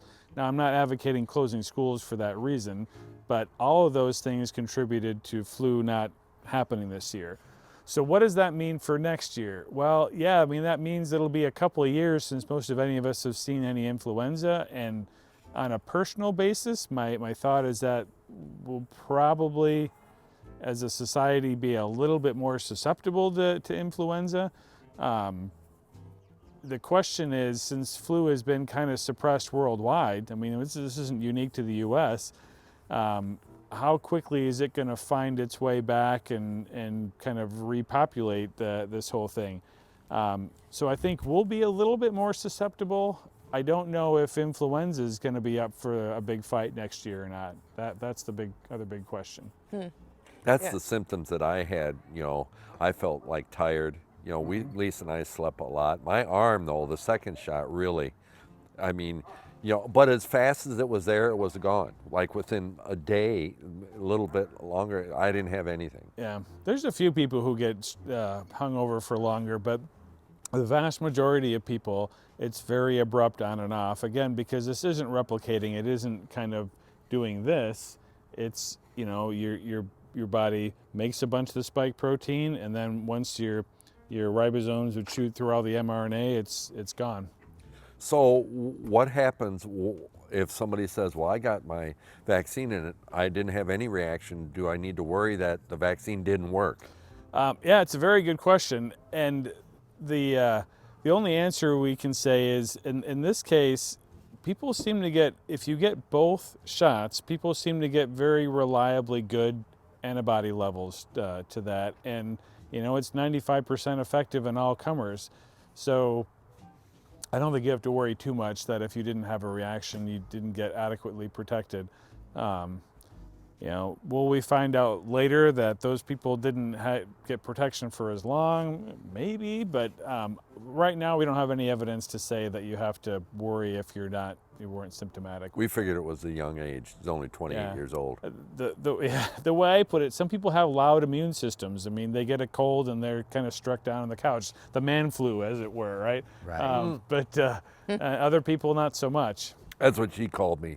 She goes, "Oh, you got the man thing going on."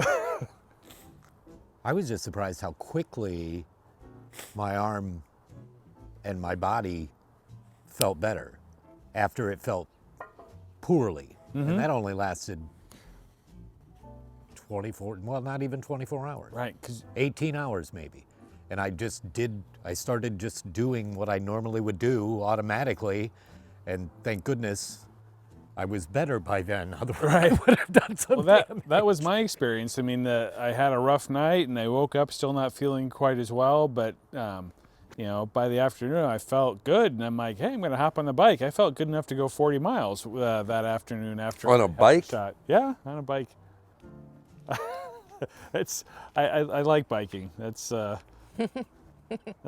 of my things. Well, you did say anything that turns with a wheel that turns. Yeah, I'm definitely, I gotta have anything with wheels. I'm pretty much good with. Motors are fun, but if I'm gonna do exercise, it's got to be moving somehow. I've gotten into the kayak some too, but mostly I like wheels. Yeah, I was curious how we worked right after the day we got the shot in the morning, and we worked all day and everything was fine, and then in the middle of the night started feeling like crap. The whole next day I was felt down for the tired. count, but I ran a fever, so that would have been Tuesday. Then everything was like back to normal, and then Friday ran a fever and felt like crap, and then everything's back to normal, and then Monday it was like what I experienced on Tuesday. It was weird. Yeah. Yeah, it varies.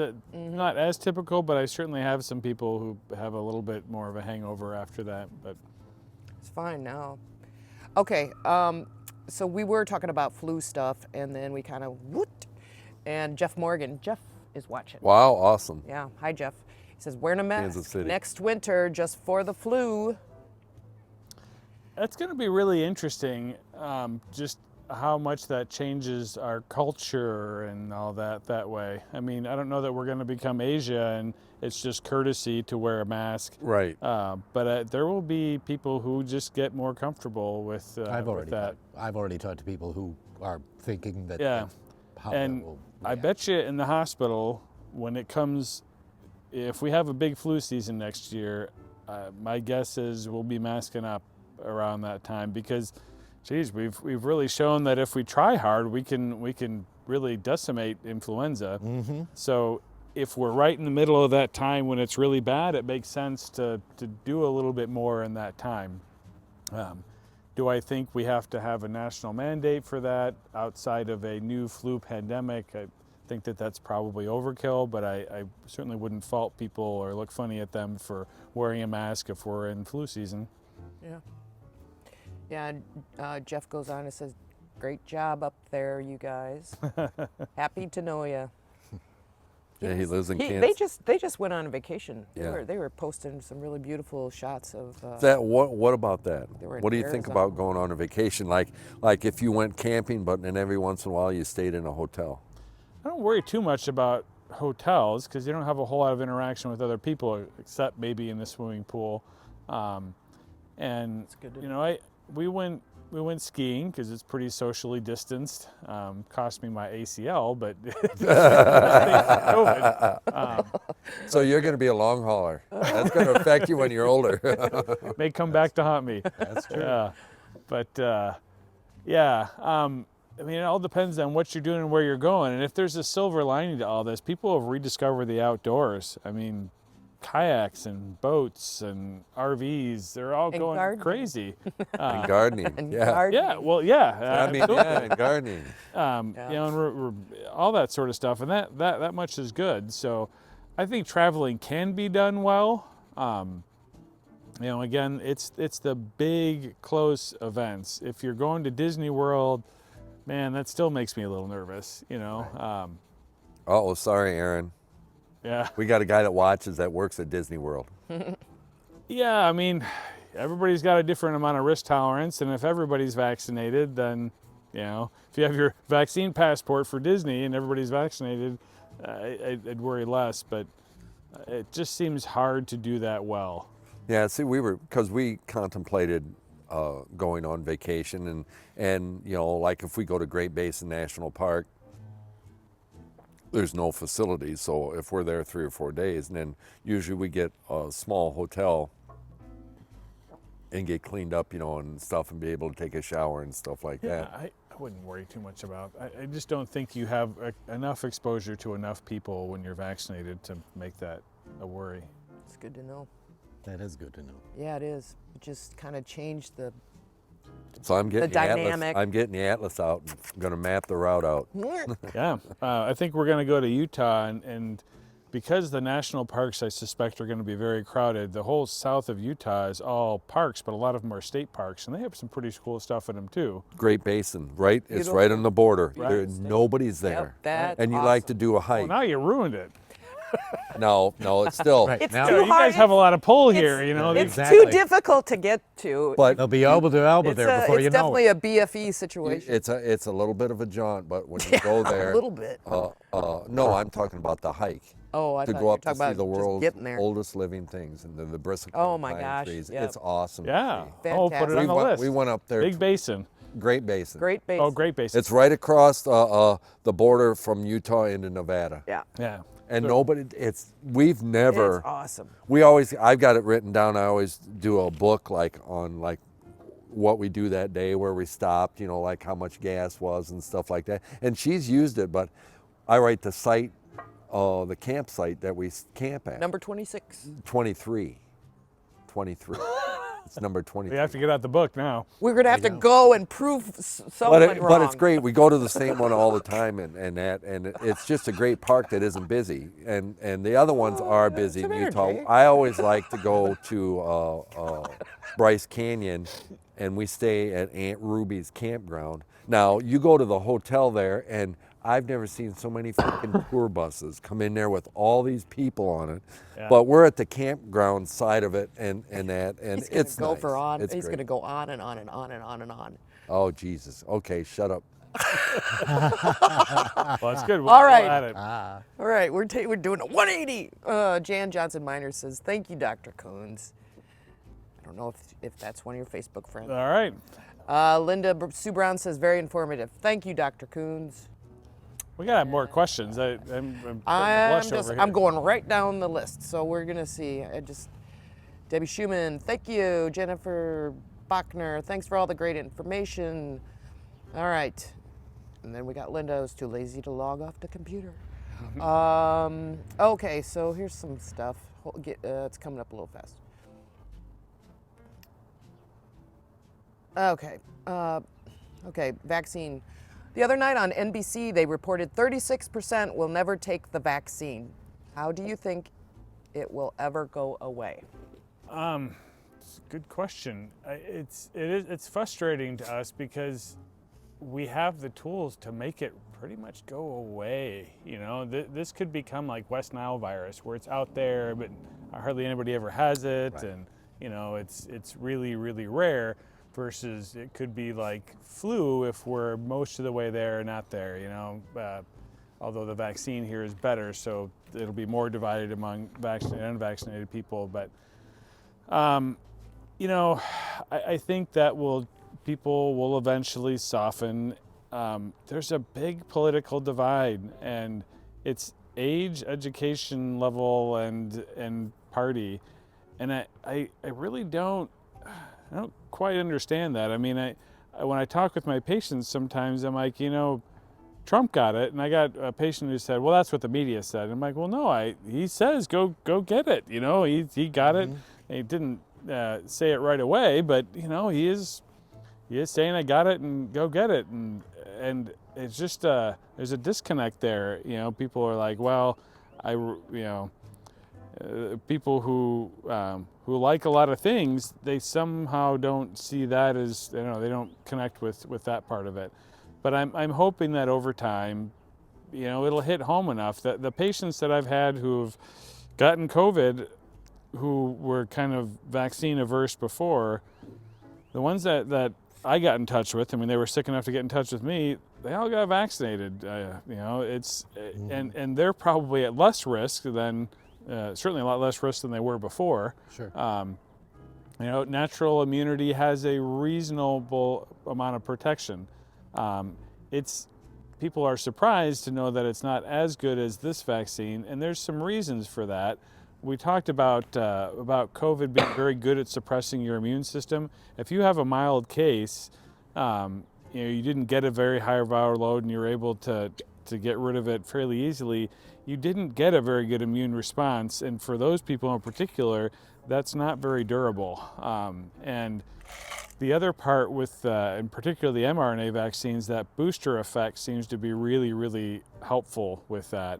So the vaccines don't have to deal with the viral suppressive effects that COVID does. A lot of what COVID does is it interacts with some interleukins and other immune system hormones to make your response less until your body figures out that, geez, we're really in trouble. And then sometimes it way overreacts and you get this cytokine storm and people get really sick then.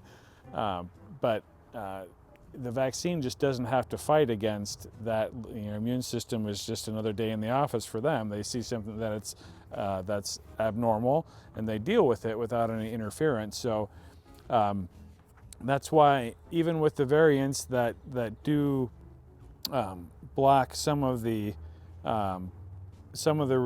vaccine antibodies and natural antibodies, there's enough extra reserve for the vaccine that you don't tend to get into trouble. People hear about, the titers were 6 times less for the South African variant.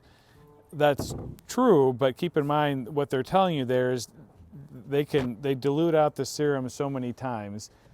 They can't dilute it out as many times and still have it work, but they're still diluting it out a few times before they get into trouble. The analogy I use is, you can drown in 100 feet of water or 20. As long as you have enough to cover it up, you're still okay. Right. Now there may get to a point where we're at 10 feet of water and you're not drowning everybody at that point, but it still helps, a fair amount as far as drowning the virus, so to speak. And at that point, maybe you consider a booster. But the vaccines give you a very high level of protection, and reliably so, where natural infection is more variable. If you got really sick, your likelihood that you probably had a pretty good immune response and you're probably protected for a little longer. But okay. So what's the take on this Johnson & Johnson? I mean, they reinstated it, and that was So there's a few things with that. People talk about, I have a clotting, issue, or, I tend to clot easily, or I take oral contraceptives. Do I worry about that? The mechanism that clotting happened is not through normal blood clots. The antibodies from the vaccine were cross-linking the platelets, the things that stick together to make a scab. Mm-hmm. So it was making kind of a ball or a complex of antibodies and scabs and platelets to make a scab. So you get clots there. The other thing that happens with that, though, is it tends to use up all your platelets, and then you bleed as well. And so that's not a good thing when that happens. That's been seen before with a drug called heparin. So note to all the physicians who are listening, if someone comes in with this, don't use heparin, because you can actually make that whole thing worse. Now, before I freak everybody out, this is, again, enormously rare, and because it's an autoimmune problem, like most autoimmune things, it tends to affect young women. So, if you're a young woman, especially someone who has some autoimmune trouble, would I think about taking an mRNA vaccine instead? I probably would, just because you got the option. Why not? Even if it's a very rare, small risk, you don't have to take it. You can take a different one, and this definitely has not been seen. The mRNA vaccines have been out in much higher quantities, and we're not seeing that issue at all. The Johnson & Johnson is a good fit for people who Don't like needles, they get one shot. Absolutely. For people who don't like needles and wouldn't get it any other way, you know, even if you were a young woman, if this is the only option that you find palatable, it's still a lot less risk than COVID, because blood clots with COVID are not uncommon at all. We see a lot of that. For people who have definitely had COVID before and they really only need a boost, they don't really need the two-step, primer and boost of the mRNA vaccines, they would seem to be good candidates for the Johnson & Johnson vaccine. There's also some good data that just one dose of mRNA vaccine would probably be okay for people who've had significant COVID, but before they release that as a recommendation, we got to figure out, does this apply to anybody, just people who had a serious infection in the last 3 months? So there's a lot of stuff to hash out, but for people who've had a significant COVID infection recently, the Johnson & Johnson seems good, or maybe one dose of the mRNA vaccine, but again, that's off-label at this point. Who else? If people are really, really concerned about allergies, allergy levels are a little less risk with the Johnson & Johnson, though it's such a small difference that it's hard to say, but people who really don't want to get a vaccine at all and are just kind of feeling pushed into a corner, they'll just go get it. gravitate toward anything anybody says, including anything that you might have said tonight. Right. Less side effects. Here, I got one. It's kind of related. That's why Okay. I'm just kind of butting in. That's fine. Lynn Van Prayers. If someone had anaphylaxis as a result of allergies to iodine, is the vaccine safe? So if you've had true anaphylaxis where you carry around an EpiPen and you swelled up and all that sort of stuff, definitely talk to your doctor. All the same things we talked about getting at the hospital apply. That may be a case where you might consider your options for a Johnson & Johnson, which has a little lower rate of that. And you definitely want to have your ducks in a row about, letting everybody know that you have that level of reaction. But I don't want to scare you too much. Again, if you're prone to that level of immune system dysfunction and you get COVID, you're going to be in the, so the risk of doing nothing there is more significant too. You just want to make sure you have your ducks in a row when you do get it done. Even though it's really rare, it's not quite as rare for you, so you want to take some precautions. I mean, when I'm in the race car doing 140 miles an hour down the back straight at Road America, I have my helmet and my Hans, and I don't wear that stuff in the street car because I'm not taking that level of risk. So that we know of. So another one, what about those who are opting not to take the second shot? What are the implications? Yeah, good question. My wife and I were just talking about this today, because I guess there's about 5 million people now who haven't taken the second shot. If those people had a really significant case of COVID, the implications probably are before, and this is kind of a booster for them, the implications probably aren't a whole lot. But if you're not sure, and there's a lot of people who think they had COVID who didn't really have COVID, that comes up a lot, because if you look at, we think a positivity rate of 10% is very high, but that means 90% of the people getting tested are negative, so they think they have it and they don't. So don't rely on, I think I had it, therefore I'm good. You really want to know that you tested positive. But in those people, maybe the significance isn't so much. What we are seeing, though, is, remember, the variants require a little higher level of protection to be protective. One dose is not as good for the variants. It's just not holding up as well. We're seeing a fair amount of people come into the hospital, too.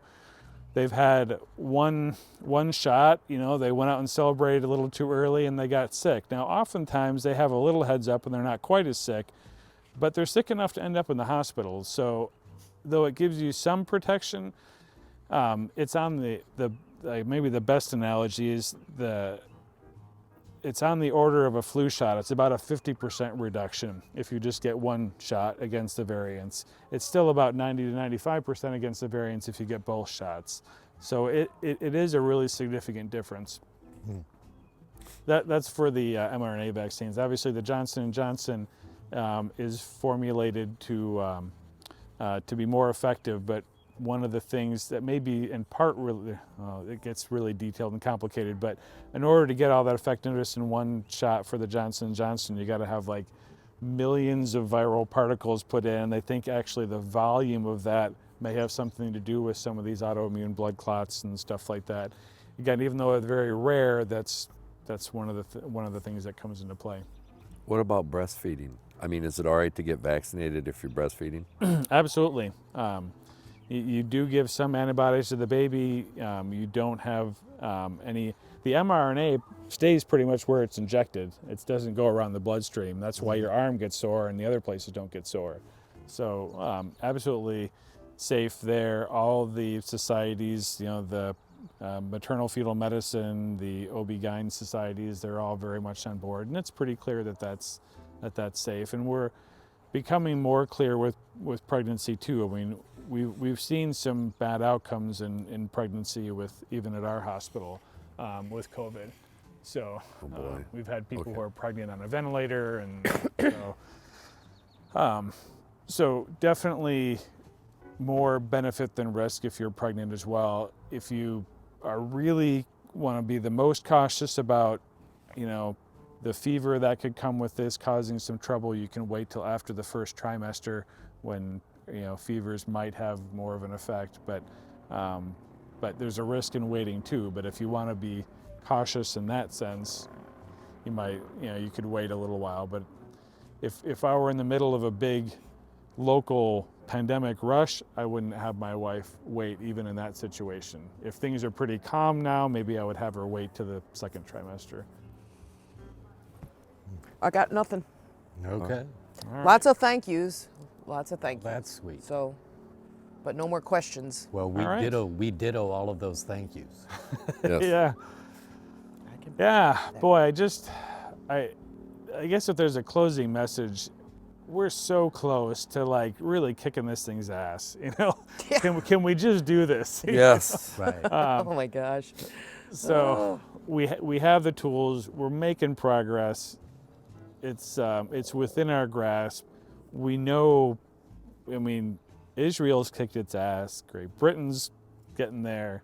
But in this case, it really does take the village. We've got to not give it so many targets. If it gets here and it's got nowhere to go, we're good. If a new variant gets here, and it, even if it's more contagious, if you decrease that down to just a few people getting it, because people are mostly immune, even if not completely immune, it'll never get a foothold. That's what happened with influenza, right? Right. It never really got a foothold. It's not that nobody was susceptible to influenza here and our masks were perfect. It wasn't that. It was enough between all those things to keep it from getting that foothold and getting started. Mm-hmm. I did miss one. Kathy just called me out on it too. Thanks, Kathy, because I did miss that.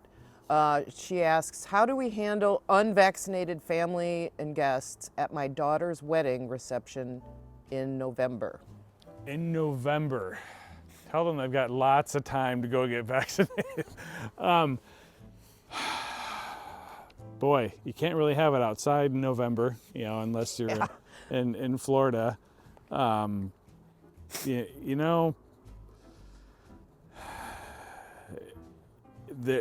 have patients of mine who have just put a line in the sand and said, this is our thing. If you want to come, this is what's required. And that's gotten some people vaccinated.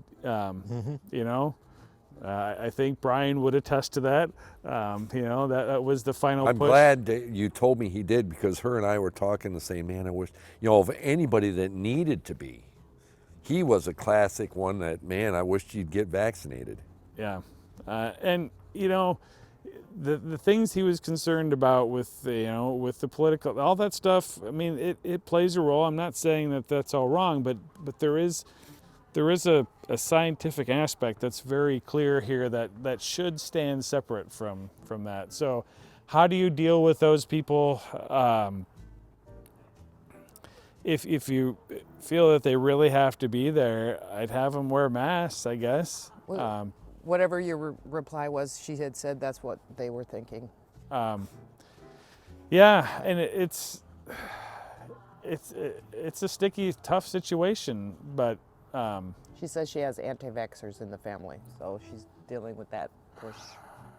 And it causes friction, and I don't take that, I don't take that lightly. It is very tough, but we saw a lot of weddings go bad. Oh yeah. weddings and funerals. Funerals probably even worse because everybody's crying and hugging and on top of each other, and funerals just beget funerals. It's Oh boy. What a that's phrase. tough. Ugh. So, I mean, the whole country will be a different place than in November. So, hopefully, it just becomes a non-issue between then and now. That's what I had somebody stop by here and ask me why I wasn't at the funeral, and I'm just like, I'm looking at him like, Yeah. Not now. And I said I messaged him and told him I was real sorry about his mom and stuff like that, and he was fine with it, but the other guy just thought I should have been there, and I'm just like, I mean, we're gonna have my mom passed away from COVID. We're gonna have her funeral in October because we got relatives from Germany we got to get in, and one thing I'll say is we've really done pretty well here. I mean, second to Israel, maybe the UK, we're doing pretty well. Germany, which rocked the whole, science out of this in the beginning, they in the EU just didn't get it done for vaccination. They're 7% vaccinated. My 70-some-year-old they were talking about aunts that and today. uncles, almost 80, some of them, are just now starting to be able to book their first vaccine, and so we had to delay things because they couldn't get vaccinated to come over here in time. So we're going to do it, later on. So you got relatives in Germany? Yeah. Oh yeah. That's my mom is first generation, so really I come by my German Leadfoot very directly. So she had an accent probably pretty Oh good. yeah. There's a fun story with my grandmother who's I remember her pretty well, and she was still alive at Linda and I's wedding. When we were over in Germany, we were driving in the rain too, and her son didn't get the Leadfoot, and he was driving, and she actually made him pull over because she wasn't driving fast enough so she could drive when she was 80. But you don't in Germany, you don't keep your driver's license if you're not good at it. You got to pass reaction time tests, and if you don't pull out into a good gap in traffic, they'll fail you. So she was still a good driver, but she had that Leadfoot, that's for sure. Well, that's funny. That's one of the places I said there's so many places I've been to in the U.S. and I still like to see more, the mountains and stuff like that. But travel, foreign country, Germany was always the place I wanted to go, because at that school, Woodlawn School, that was to my knowledge, in this area, was the only grade school that was required. I had 4 years of German. Really? 5th, 6th, 7th, and 8th grade. I put this one up here. Linda, who is no longer Eric, but now her real self, Linda, on Facebook says he can speak German if he's had enough beer. Sprechen Sie Deutsch? Huh? Ein bisschen Deutsch. That's funny. When you fall over onto the deck, I'll say, "Was ist los?" Well, here?" yeah. If I have more than two, she's going to have to come and pick me up. So, That's funny. Cracks me up. So she's the impersonator, isn't she? She's her real self right now. Oh, okay. right. I Well- think she was the impersonator. Guess how long this has gone, you guys? 2 hours. Oh wow. 2 hours. Wow. And we It have didn't long seem ones. like that. Sorry. No, Oh, that's good. oh no. This I is think good. it's this. Very is, good. I had a whole list of questions and stuff. So Well, the folks watching asked Very good questions. all of the ones I had in my head, except for about India. So Yeah. and Glad heard that in you brought India. Yeah. we covered it very well. so Yep. you want to call it a night? Yeah, sure. Okay. Sure. Yeah. All right. Thank you. Let's I wonder if our guy who's normally with us is still Sign with us. off? The sign off guy. Otherwise, I'm just going to put you guys up on all together. So, yeah, he might have left us 2 hours. That's a long time. Oh. All right. We won't So, hold it against you, John. We really appreciate you guys hanging Yep. with us. Oh, guess what? He's here. Okay. All right. John Sacchetti always closes the show for us, and he says, great show. Really enjoyed it. Peace and love. Very informative.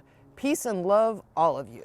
All right. John. So, Peace. All right. See ya. peace. Thank you. See you guys. Yep. Thanks, Eric. Have a Thanks, great, Doc. great Yep. weekend, you guys. Yep. We love you. Bye.